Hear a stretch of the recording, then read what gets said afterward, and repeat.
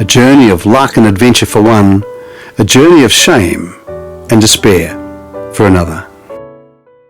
Do you think the publication might have started a process that led to the Royal Commission? It certainly would be very encouraging to know that Madigan Perry's luck played a part, even a very small part.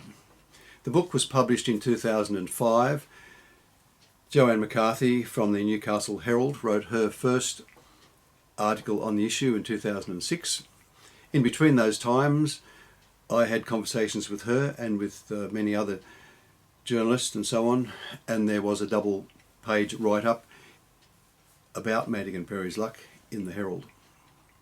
Good publicity, TV, radio, newspapers during that time. I was even asked on national radio what sort of person I thought the next Pope to be elected should be to deal with issues of child abuse.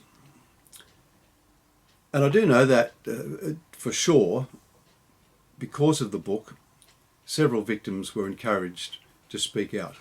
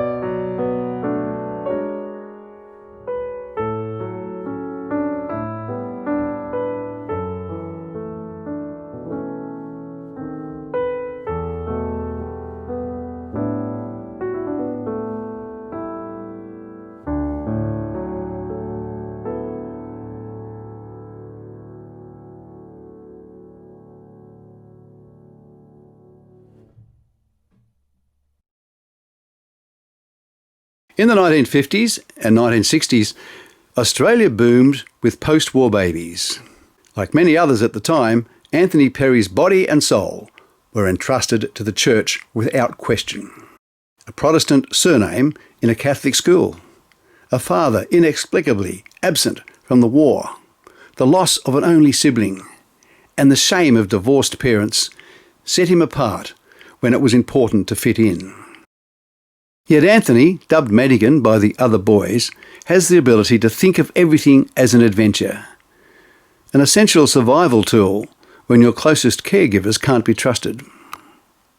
He meets Billy Burrows, who helps him live through the initial shock of reform school.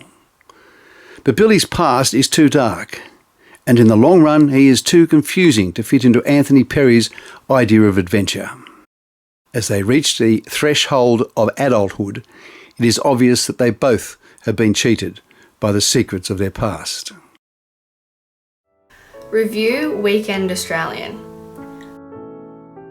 Robert Parsons, a former pupil and educator in the Australian Catholic school system, has a harrowing story to tell about abuse of power and its long-term effect on children. The contribution to the genre contextualises without excusing the experiences it recounts and moves towards its own form of redemptive conclusion. It is more Devil's Playground than Angela's Ashes, offering little in lightness or humour. perhaps necessarily because there is little joy to be found. Not all readers will welcome this book, but then not all shared the same experiences, and thankfully not all in the system fit the mould from which he has cast his characters, but many do. For those who persist in saying that institutionalised abuse of power did no lasting harm, Madigan Perry's luck makes the case that it did cause significant harm to some people. A journey of luck and adventure for one, a journey of shame and despair for another.